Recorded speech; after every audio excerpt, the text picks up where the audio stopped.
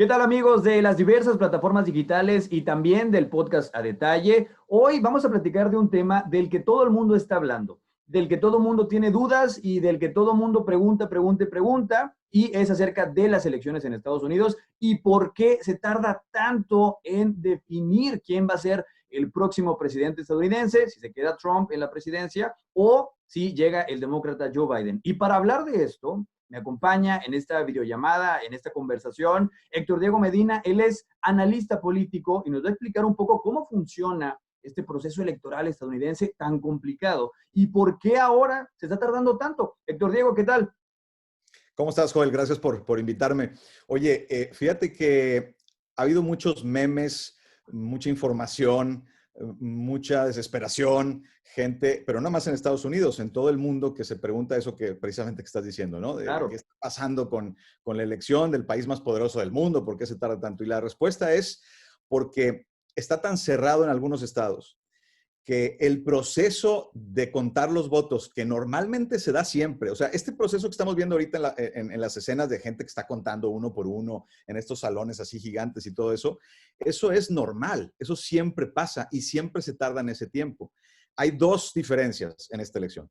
Una, lo cerrado de algunos estados, y ahorita voy a explicar por qué es importante eso, y dos, el voto por correo, que ahora es masivo, 100 millones de personas más o menos, bueno, 100 millones votaron temprano y un gran porcentaje de esos 100 millones votaron por correo. Esto es El por voto el por COVID, ¿no? correo, perdón, Por el COVID-19, justo. exacto, por la pandemia, por COVID-19. Normalmente hay un cierto porcentaje de voto por correo, pero esta vez fue masivo.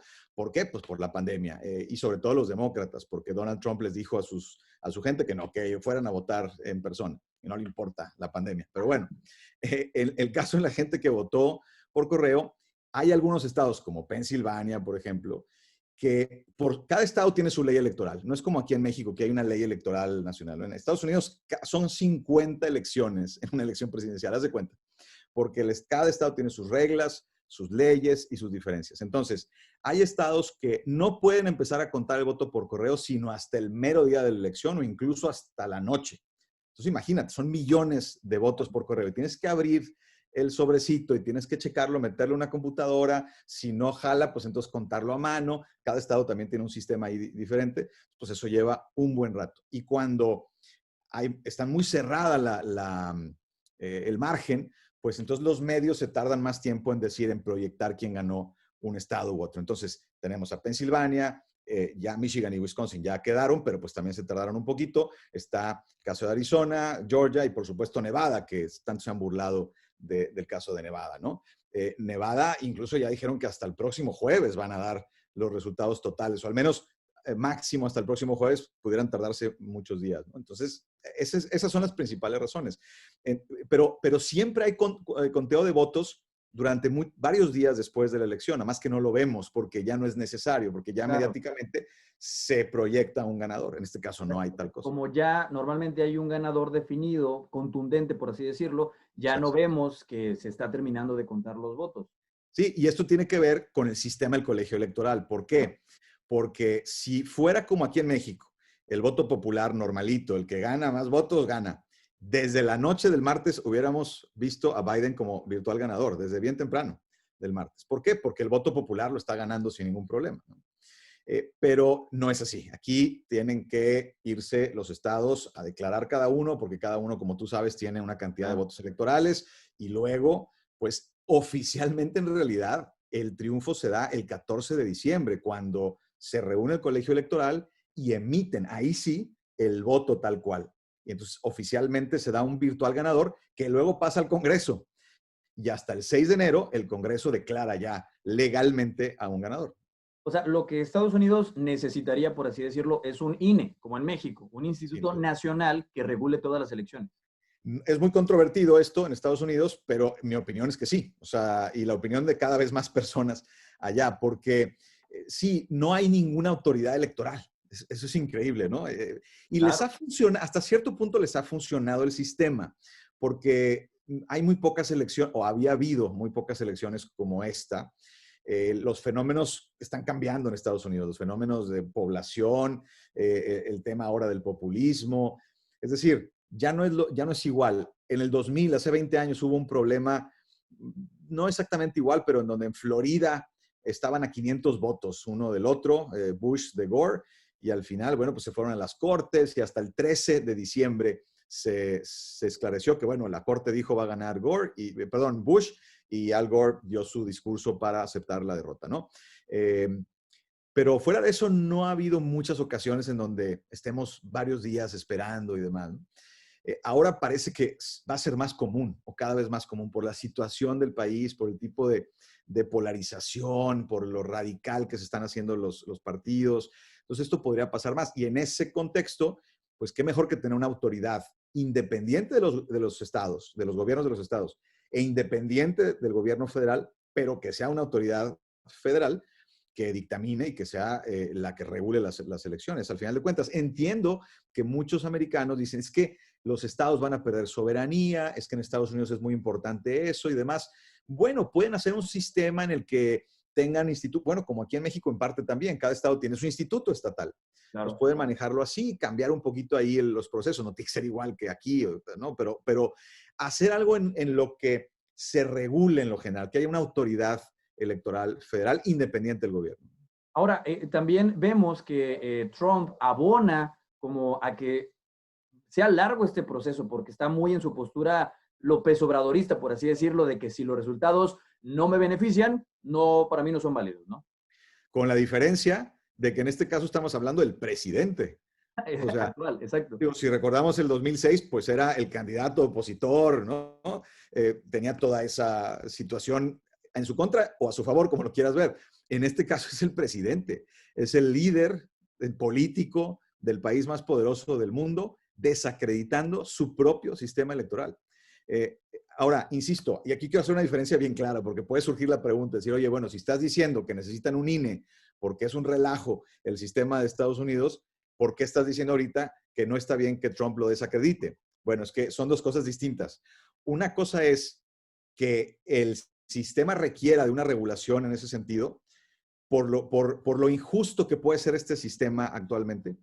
Y otra cosa es que, digamos que hay fraude. O sea, el sistema actual ha funcionado. Nunca ha habido una prueba fehaciente, contundente de fraude. O sea, puede ser injusto, puede ser rebasado, puede estar ya obsoleto, pero eso es distinto a decir que hay fraude y que alguien está conspirando para que pierda Trump. Son dos cosas totalmente diferentes, ¿no? Claro. Entonces, Trump, al desacreditar el sistema en ese sentido, diciendo que hay fraude, que hay alguien que está conspirando y que el sistema lo permite, pues está efectivamente también haciendo que las cosas tarden más. Y no solo eso, sino que está calentando la calle.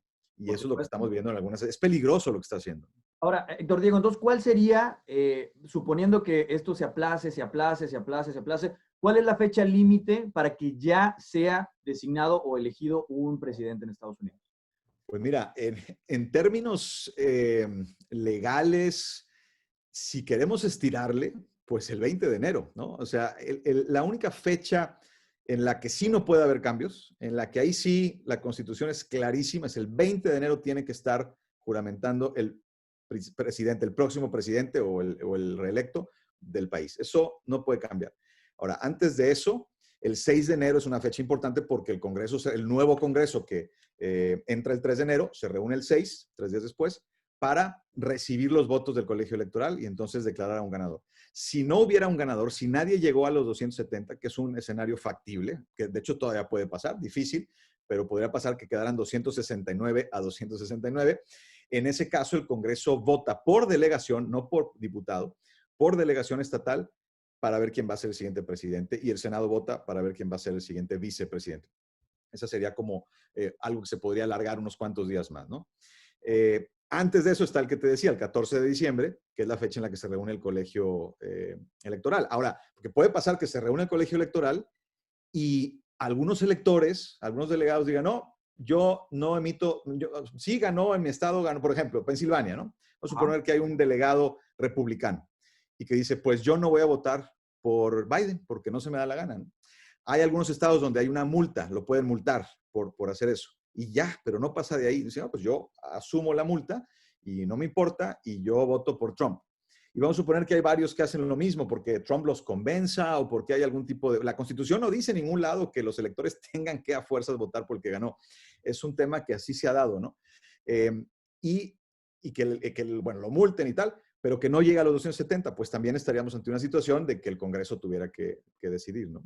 Claro, y bueno, entonces, a como vemos, a lo que parece al menos el panorama más factible es que vaya a ganar Biden Sí. y que Trump vaya a alargar este proceso, vaya, de que nos esperan semanas, incluso meses intensos y de dimes y diretes, eso es innegable, ¿no? Sin duda. Inevitable. Eso es lo más certero que puede haber es eso, que va a haber incertidumbre, que va a haber alegatos. Ahora, los medios van a hacer una proyección. O sea, eso sin duda, y puede ser que ya pronto van a hacer una proyección, lo más seguro, casi seguro va a ser Biden, pero bueno, puede haber sorpresas, pero lo más seguro es que va a ser Biden.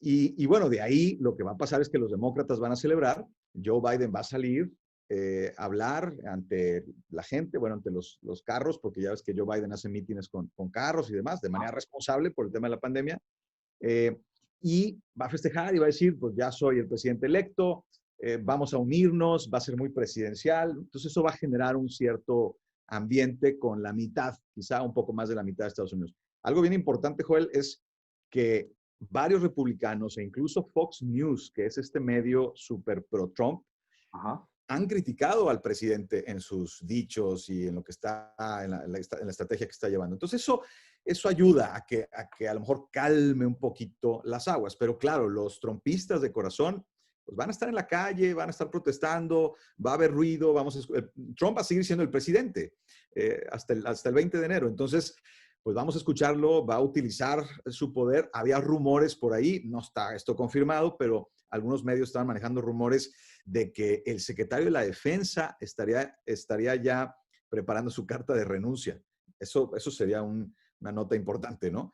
Pero bueno, vamos a ver ese tipo de movimientos. Decía Trump que iba a correr a Anthony Fauci, al encargado de la pandemia. En fin, va a hacer cosas todavía porque le quedan muchos días y lo vamos a ver mucho y lo vamos a escuchar, ¿no? Sin Y duda, vamos a sin duda. estar nosotros, Héctor Diego, muy pendientes. Héctor Diego Medina, analista político, yo te agradezco mucho que nos hayas aclarado estas dudas que de verdad surgen porque no estamos tan acostumbrados a este tipo de elecciones, a ese tipo de procesos electorales. Mucha gente que apenas a lo mejor empieza a conocer la política estadounidense justamente porque ha sido tan mediática.